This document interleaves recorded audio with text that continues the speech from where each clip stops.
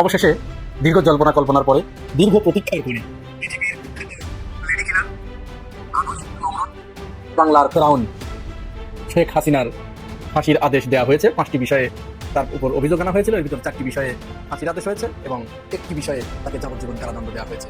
এর সাথে সাবেক স্বরাষ্ট্রমন্ত্রী আসাদুজ্জামান খান কামাল, তারও ঠিক একই কায়দায় আদেশ দেওয়া হয়েছে এবং রাজ সাক্ষী যিনি ছিলেন চৌধুরী আব্দুল্লাহ মামুন, তাকে 5 বছরের কারাদণ্ড দেওয়া হয়েছে। হাসিনার ওই ল্যান্ডা প্যান্ডা বাচ্চা কাচ্চা থেকে শুরু করে ওই হাসিনা পর্যন্ত ওগুলো আসলে এমন একটা পর্যায়ে আনা দরকার। হ্যাঁ, ওগুলোর ওই যে ধুয়ে আপনি যদি জমজমের পানি দিয়ে 7 বার ধুয়ে দেন, তারপর ওর পরিষ্কার হবে না ভাই। হ্যাঁ, ও নাপাক জিনিস। কিন্তু আমার কথা হলো 32 পাহারা দেয় কেন? কি এমন 3 বস্তা এখন তাদের আছে এইটা তারা এখন পাহারা দিতে আসছে? জায়গা পায় না, 32 পাহারা দেয়। দুটি অভিযোগে তাকে মৃত্যুদণ্ড দেওয়া হয়েছে। বিচারপতি মোহাম্মদ গোলাম মর্তুজা মজুমদারের নেতৃত্বাধীন 3 সদস্যের আন্তর্জাতিক অপরাধ ট্রাইব্যুনাল ঘোষণা করে 30 দিন সময় আছে।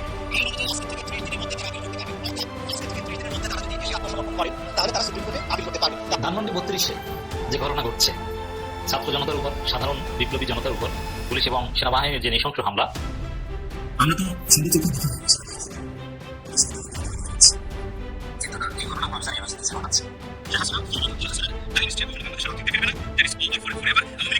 এই বাস্তবতা বুঝেই যদি রাজনীতি করতে চান, হয়তো আপনাদের সামনে কখনো সুযোগ আসতে পারে। এবং আরো একটি কথা ব্যর্থ ভাষা বলতে চাই, লেডিস এন্ড জেন্টলম্যান, ভারত যদি কাউকে দায়ী করতে পারে এবং সরি আওয়ামী লীগ, এবং এখানে যদি আওয়ামী লীগের সেন্সিবল একজন মানুষ আপনারা এখানে দেখে থাকেন, please come and let's agree with me that আজকের এই পরিণতির জন্য ভারতই সবচেয়ে বড় দায়ী। শেখ হাসিনার আজকের এই করুণ পরিণতি আওয়ামী লীগের এই পরিণতির জন্য, কারণ সম্পূর্ণ বাংলাদেশের মানুষ তাকে ডিটাচ করে, তাকে বিচ্ছিন্ন করে, একা করে দিয়ে তাদের স্বার্থ হাসিলের জন্য আমাদেরই একটি রাজনৈতিক দল যারা 1971 সালে মুক্তিযুদ্ধের সাথে সরাসরি শেখ হাসিনাকে ফেরাতে সরকার নড়ে চড়ে বসেছে, বিরাট উদ্যোগ নিয়েছে।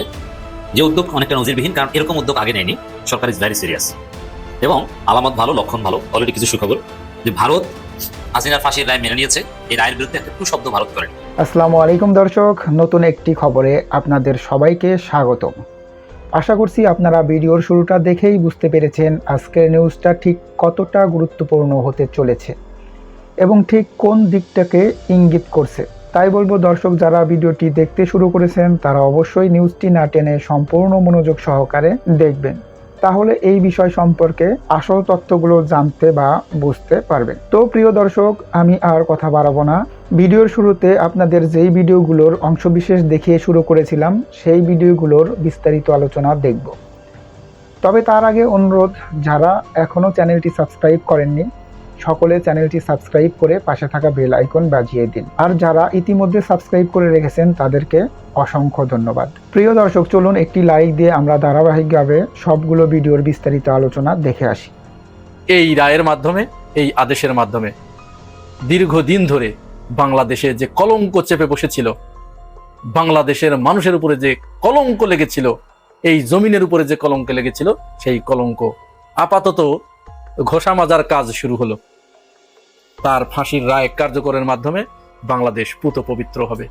এই যে ফাঁসির আদেশ হলো শেখ হাসিনার, প্রশ্ন আসতে পারে না যে এই ফাঁসির, এই রায়, হাসিনার এই অধঃপতন, এই পরাজয়, এই ব্যর্থতা, এটি কি এমনি এমনি হয়েছে, নাকি কোনো দৈবক্রমে, কোনো উপর ওলার একজনের ইশারায়, কোনো এক মহান পরিকল্পনাকারীর মহান পরিকল্পনায় এটি সংঘটিত হয়েছে? আমরা এটা বলতে পারি যে শেখ হাসিনা মিথ্যা মামলা দিয়ে অন্যায়ভাবে জুলুম করে যে মানুষগুলোকে হত্যা করেছিল, বিচারিক আদালতের মাধ্যমে জুডিশিয়াল কিলিং ঘটিয়েছিল, এই মানুষগুলোর অভিশাপে স্বয়ং আল্লাহ রাব্বুল আলামিনের আরশে কম্পন শুরু হয়ে গিয়েছিল।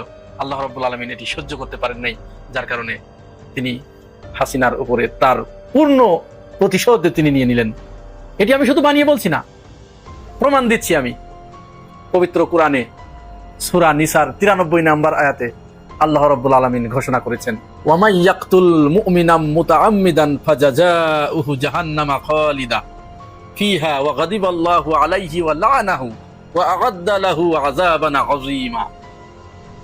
অর্থাৎ, আর যে ইচ্ছাকৃত কোনো মুমিনকে হত্যা করবে তার প্রতিদান হচ্ছে জাহান্নাম, সেখানে সে চিরস্থায়ীভাবে অবস্থান করবে, আর আল্লাহ তার উপর ক্রুদ্ধ হবেন, তাকে লানত করবেন এবং তার জন্য বিশাল আযাব প্রস্তুত করে রাখবেন। এই যে কোরআনের আয়াতটি আমি আপনাদের সামনে তেলাওয়াত করলাম, কি শেখ হাসিনার সাথে মিলে যায় না?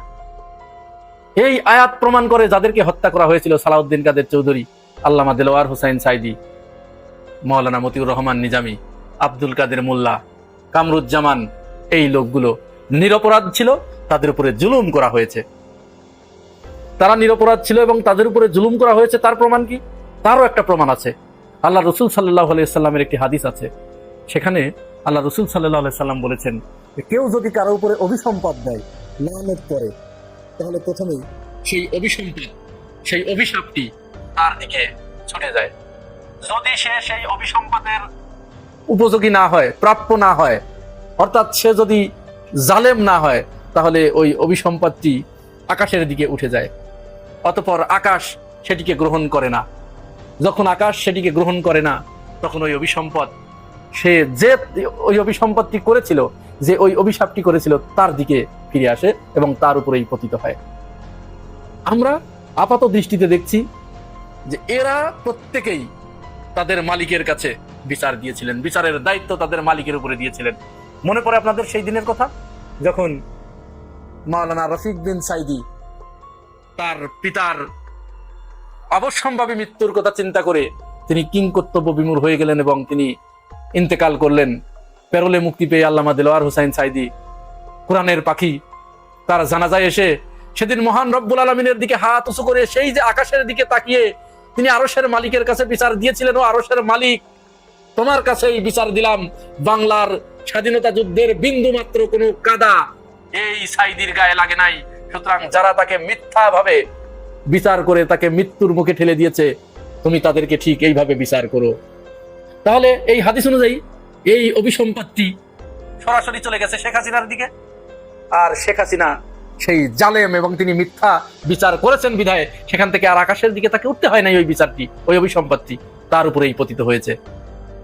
শুধু আল্লামা দেলোয়ার হোসেন সাইদির কথাই বলি কেন, সালাউদ্দিন কাদের চৌধুরী, তিনি যে এজলাসে দাঁড়িয়ে বলেছিলেন, যে বিচারক তাকে ফাঁসির রায় শুনিয়েছিলেন, সেই বিচারকের সামনে তিনি বলেছিলেন, মাননীয় জজ, এই বিচারের আদালত, এই আদালত যেন চলতে থাকে, এই বিচারিক প্রক্রিয়া যেন বন্ধ না হয়, এটি যেন স্থিমিত হয়ে না যায়, কারণ একদিন শেখ হাসিনাকেও ঠিক এইভাবে এই বিচারে, এখানে তাকে বিচারের মুখোমুখি হতে হবে এবং তার পরিণতিও ঠিক এই রকমই হবে।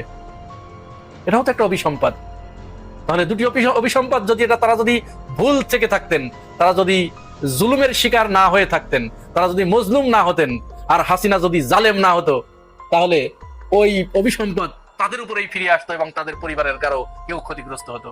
কিন্তু আমরা কোরআনের ওই আয়াত এবং রাসূল সাল্লাল্লাহু আলাইহি সাল্লামের এই হাদিস থেকে যেটি দেখতে পাই যে না, তাদের দুজনের দোয়াই আল্লাহ রাব্বুল আলামিন কবুল করেছেন এবং স্বয়ং শেখ হাসিনার উপরে গিয়ে এই অভিসম্পদ পতিত হয়েছে। সুতরাং সন্দেহাতীত ভাবে এটি প্রমাণিত হয় যে শেখ হাসিনা যাদেরকে হত্যা করেছিল, ফাঁসি দিয়ে যাদেরকে হত্যা করেছিল, সম্পূর্ণ বিনা দোষে নির্দোষ ব্যক্তি ছিলেন। তারা মিথ্যা মামলা দিয়ে তাদেরকে শুধু তাদের মান সম্মান খোয়ানোর জন্য, নষ্ট করার জন্য, তাদের দলীয় কর্মকাণ্ডকে প্রশ্নের মুখে ফেলানোর জন্য এবং তার নিজের আখের গোছানোর জন্য, তার নিজের সুবিধা বৃদ্ধির জন্য তিনি এই কাজটি করেছিলেন।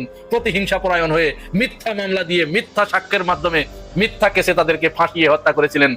আর যার কারণে তাদের অভিসম্পদ তার উপরে পতিত হয়েছে এবং আল্লাহ রাব্বুল আলামিন আজ শেখ হাসিনার ঠিক সেই জায়গায় নিয়ে গিয়ে দাঁড় করিয়েছেন। শেষে একটি কথাই বলবো, বাংলাদেশের জনগণের চাওয়া, বাংলাদেশের মানুষের চাওয়া, এই যে এতগুলো প্রাণ, এতগুলো ইমানদার মুমিন বান্দাদেরকে তিনি যে এইভাবে হত্যা করেছেন, দুইজন ব্যক্তি মিলে, আসাদুজ্জামান খান কামাল এবং শেখ হাসিনা, এই দুইজনের যেন একটা ফাঁসির দড়িতে, একই ফাঁসির দড়িতে একসাথে ঝুলিয়ে শাহবাগের মোড়ে টাঙিয়ে তাদেরকে যতক্ষণ দেহ থেকে নিঃশ্বাস বের না হয় ততক্ষণ তাদেরকে ঝুলিয়ে রেখে ফাঁসির রায় কার্যকর করার আহ্বান জানাচ্ছি। ভারতের অফিসিয়াল স্টেটমেন্ট বিশ্লেষণ করব, প্রতিবেশী দেশের নরম সুর। এটা একটা সুখবর। তো এখানে আমরা যদি পুরো জাতীয় ঐক্যবদ্ধ থাকতে পারি এবং ইউনূসের যে সফলতা, এই যে হাসিনার বিরুদ্ধে ফাঁসির রায় হলো, সারা পৃথিবী থেকে কোনো নেতিবাচক প্রতিক্রিয়া নাই, দেশেও নাই, এটা ইউনূসের আকাশচুম্বী সফলতা। তো এই জায়গায় সবাই যদি আমরা ঐক্যবদ্ধ থাকতে পারি, আমি তো মনে করি যে হাসিনাকে ফেরত আনা সম্ভব। ভারতেও প্রতিবাদের ঝড় বইছে, ভারতের বিভিন্ন মিডিয়া প্রপাগান্ডা চালাচ্ছে, কিন্তু ভারতের সিভিল সোসাইটি তার ভয়েস রেজ করছে। হাসিনা এখন ভারতের জন্য বোঝা। একজন গণহত্যার মামলায় অভিযুক্ত আসামি, যার বিরুদ্ধে ফাঁসি রায় হয়েছে, তাকে আশ্রয় দিয়ে ভারতের জাতীয় স্বার্থে কি লাভ? এবং এইভাবে একজন গণহত্যার অভিযোগে অভিযুক্ত দণ্ডপ্রাপ্ত আসামিকে আশ্রয় দিয়ে বাংলাদেশের জনগণের সাথে কি ভারতের সম্পর্ক হতে পারে, এই প্রশ্ন ভারতের সিভিল সোসাইটি তুলছেন, বিশিষ্ট বুদ্ধিজীবী কবি সাহিত্যিকরা তুলছেন। এতে মোদী নিজে পড়েছে বেকায়দায়। এখন হাসিনাকে কিভাবে বিসর্জন দিবে এটা হচ্ছে ভারতের চিন্তা, কারণ কোনো লাভ নাই। এবং সবচেয়ে বড় আশ্চর্যের বিষয় যে খুব সহজে ভারত কোনো টু শব্দ ছাড়া হাসিনার ফাঁসি রায় মেনে নিয়েছে। আমি আপনাদের শোনাচ্ছি মেনে নিয়েছে কিভাবে সেটা। এই জায়গায় সরকার যদি সিরিয়াস হয়, আরো বিভিন্ন দেশে যদি অভিযোগ করে, জাতিসংঘে যদি অভিযোগ জানায় এবং লবিস্ট নিয়োগ করে কিভাবে মোদীকে চাপ দিয়ে হাসিনাকে বাংলাদেশে ফিরিয়ে আনা যায়, ভালো কিছু পয়সাপাতি দিয়ে লবিস্ট নিয়োগ করলে আমার মনে হয় সম্ভব। নানান দিক থেকে তৎপরতা চালানো হবে। এবং ভারতের কিছু সোর্স থেকে আমরা যেটা জানতে পেরেছি যে যদি ইউনূস সরকার সত্যিকার অর্থে কঠিন চাপ দেয় হাসিনাকে ফিরিয়ে দিতে, তাহলে একটা নতুন পাসপোর্ট বা ভুয়া একটা পাসপোর্ট বানিয়ে দিয়ে হাসিনাকে পূর্ব তিমুর পাঠিয়ে দেওয়ার একটা চিন্তা আছে। পূর্ব তিমুর যেতে পারেন হাসিনা, এরকম একটা গুঞ্জন ভারতের বোদ্ধা মহলে আছে যে ভারত তাকে হজম করতে না পারলে ইস্ট তিমুরে পাঠিয়ে দেবে। একটা দ্বীপ আপনারা জানেন একসময় ইন্দোনেশিয়ার পার্ট ছিল, পরে জাতিসংঘের সহায়তায় স্বাধীন হয়েছে। তো ওখানে এরকম নির্বাসিত অনেকে ওখানে থাকে, ওটা মোটামুটি নিরাপদ। পূর্ব তিমুরের সাথে অনেকের কূটনৈতিক সম্পর্ক নাই, ওখান থেকে ফিরিয়ে আনা বা এই জিনিসগুলো কঠিন, একটা নির্জন দ্বীপের মতো। তো সেই জায়গায় ইন্দোনেশিয়া আপনারা জানেন যে অনেকগুলো দ্বীপের সমন্বয় গঠিত একটা রাষ্ট্র, দ্বীপ রাষ্ট্র বলা যায়। তাহলে একটা পার্ট ছিল পূর্ব তিমুর, এখন সাধারণত খ্রিস্টান রাষ্ট্র বলা হয়। তো সেখানে হাসিনা থাকতে পারেন। সেখানে যদি তিনি মারা যান তাহলে তার কবর দেওয়ার একটা সৌভাগ্য হবে। আর ভারতে মারা গেলে হাসিনার কবর হয় কিনা সন্দেহ আছে, তাকে পোড়াতে পারে অথবা লাশ কোনো হসপিটালে দান করে দিতে পারে, যে কঙ্কাল দিয়ে বাচ্চারা ডাক্তারি শিখবে।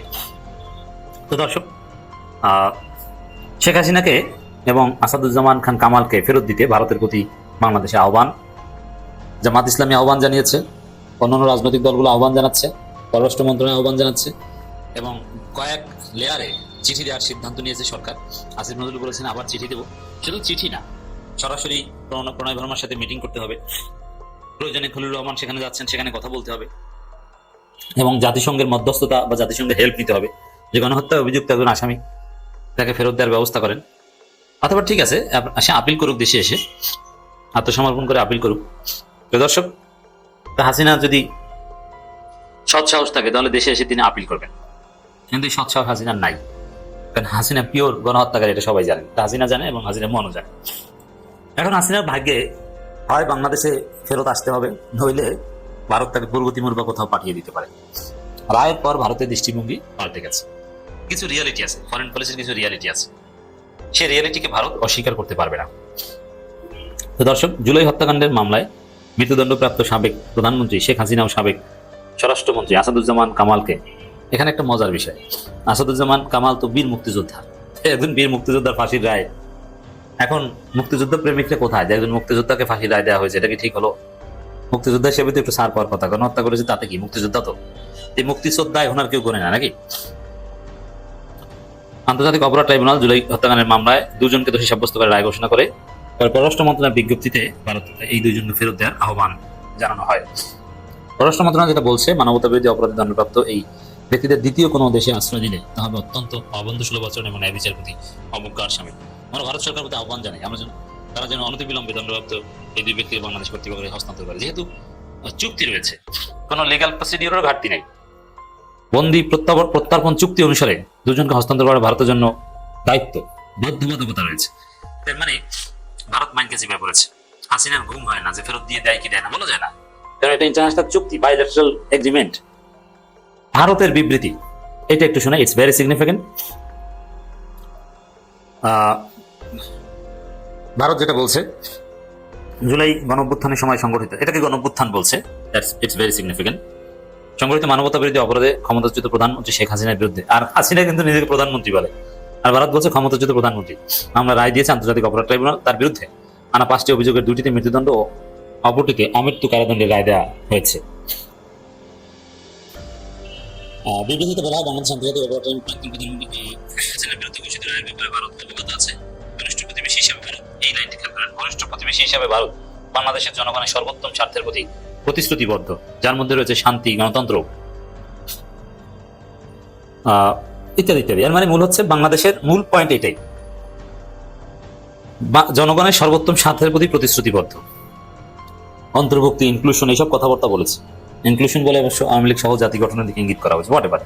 মূল হচ্ছে এই পয়েন্টের মধ্যে জনগণের সর্বোত্তম স্বার্থের প্রতি প্রতিশ্রুতিবদ্ধ এবং এই রায় সম্পর্কে অবগত, জাস্ট এতটুকু, এর বাইরে কিছু বলেন। মানে এর অর্থই হচ্ছে, ডিপ্লোমেসিতে এই ভাষার অর্থ হচ্ছে ভারত হাসিনার রায়কে মেনে নিয়েছে। ভারত আসলে নরম। এখন ইউনিট সরকার সিরিয়াস হলে তাকে ফেরত আনা যাবে। তবে কিছু আশঙ্কার দিক রয়েছে। মুজিবকে যে জয় বাংলা করে দেওয়া হয়েছিল ৭৫-১৫ আগস্ট, এটাও কিন্তু ভারত মেনে নিয়েছে। তারপরে খন্দকার মোশতাক যে সরকার এসেছিল সেটাকেও স্বীকৃতি দিয়েছিল, কিন্তু ধীরে ধীরে হাসিনার মাধ্যমে আওয়ামী লীগকে পুনর্বাসন করেছে।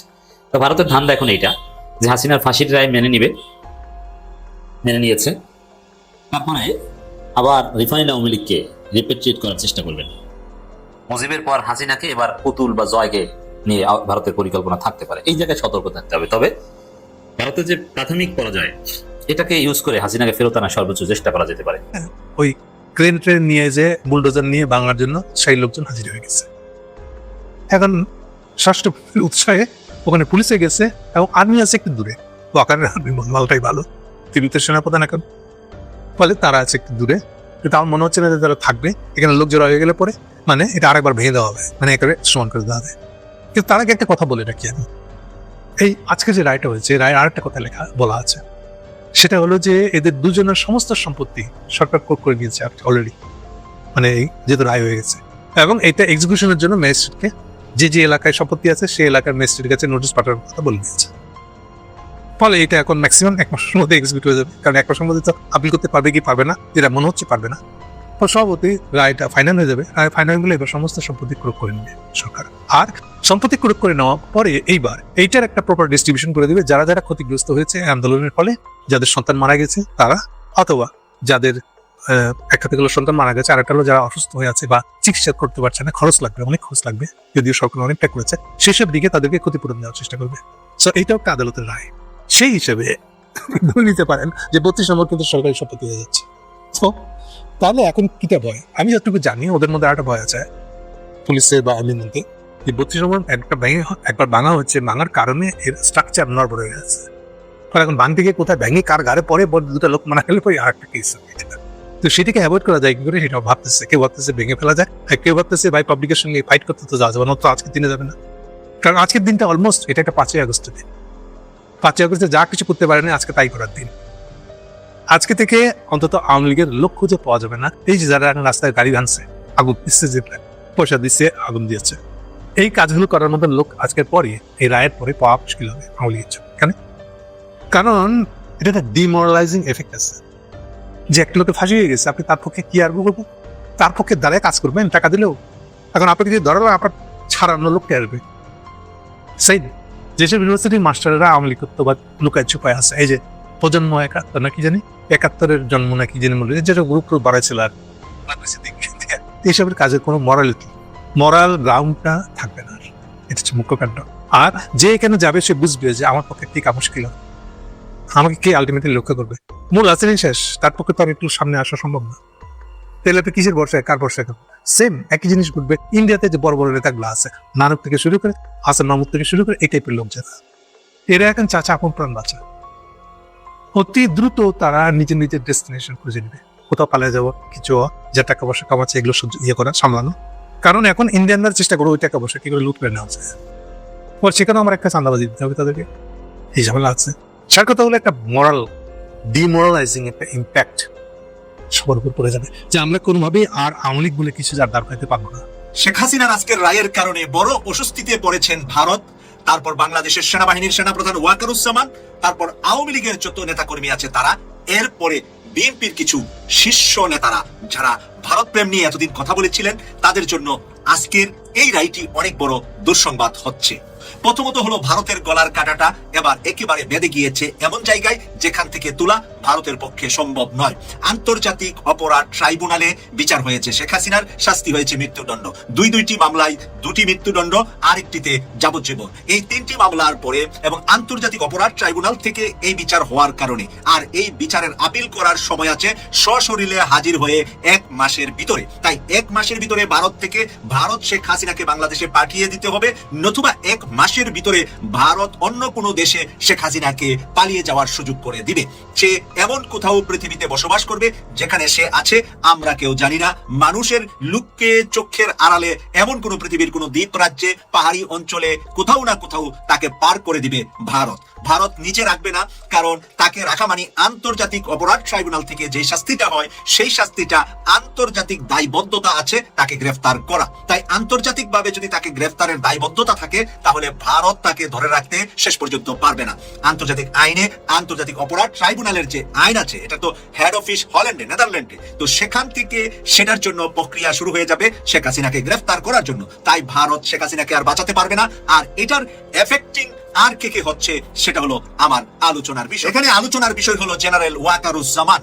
রাইটা যে পড়েছেন, রাইটার ভিতরে শেখ হাসিনা কখন কাকে কি অর্ডার করেছেন সেইগুলা এই রায়ের ভিতরে তারা সংযুক্ত করেছেন। দেশ এবং জাতিকে তারা জানিয়েছেন, আন্তর্জাতিকভাবে ওপেন রেখেছেন রাইটা সবার শোনার জন্য।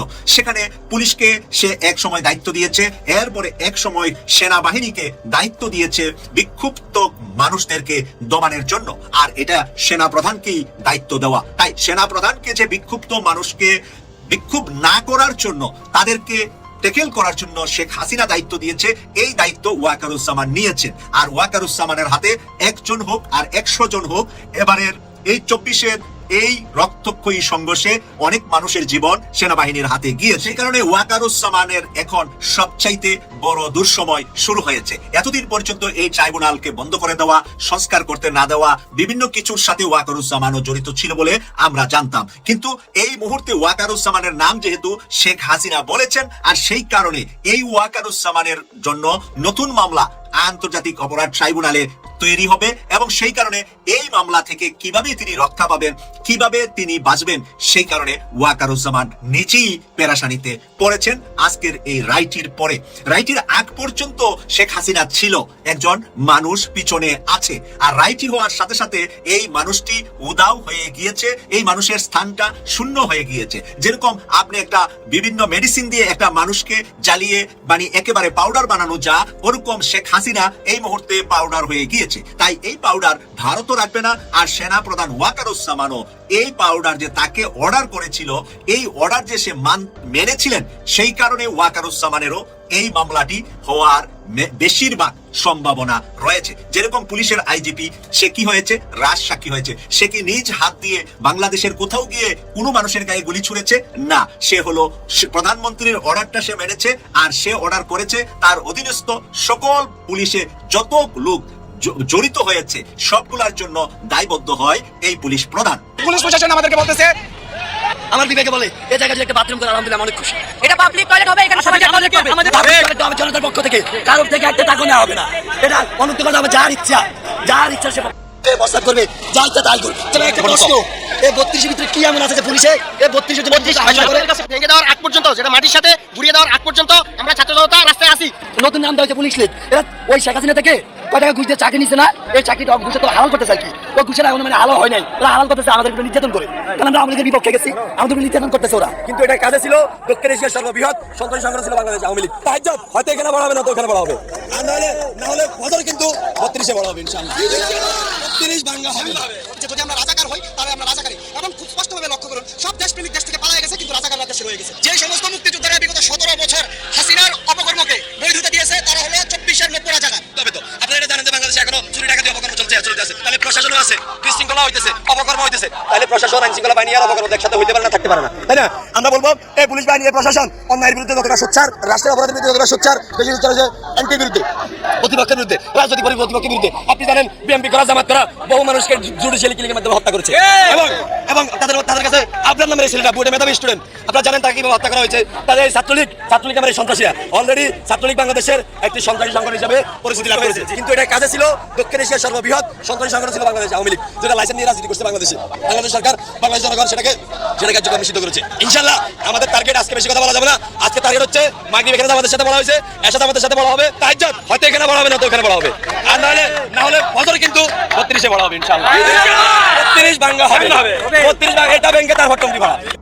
যেখানে আছে সেখান থেকে ছেড়ে ফেলা হবে আল্লাহ হাফেজ। ওটা ছিল সম্পূর্ণভাবে একটা রাজনৈতিক কার্ড। বাংলাদেশে যে সরকারটা এখানে ফেসিবাদী রাষ্ট্র বা ব্যবস্থা কায়েম করেছিল, তারা মুক্তিযুদ্ধের কার্ডটাকে, রাজাকার কার্ডটাকে ব্যবহার করেছে। এবং আপনাদের মনে থাকার কথা, যখন বাংলাদেশের মানুষ অর্থাৎ ছাত্র জনতা যখন প্রথম দিন রাজপথে নেমে আসে, তখন কিন্তু ওই রাজাকার শব্দের, তারা নিজেদেরকে রাজাকার দাবি করে তারপরেই রাজপথে নেমে এসেছিল। অর্থাৎ এমন মিথ্যাচার আপনারা করছেন যে মিথ্যাটা হচ্ছে মানুষ গ্রহণ করে যে যদি আমরা রাজাকার হই তাহলে আমরা রাজাকারী। এবং খুব স্পষ্টভাবে লক্ষ্য করুন, সব দেশপ্রেমিক দেশ থেকে পালায় গেছে, কিন্তু রাজাকাররা দেশে রয়ে গেছে। এখান থেকে স্পষ্ট হয় যে এই অভিনেত্রী শাওনের কথা যে বললেন, তারা ছিল প্রকৃত স্বৈরাচারী, এই শেখ হাসিনার দূষণ, এবং তাদের পক্ষ থেকে এই ধরনের বাণী আসা স্বাভাবিক এবং নর্মাল কথা।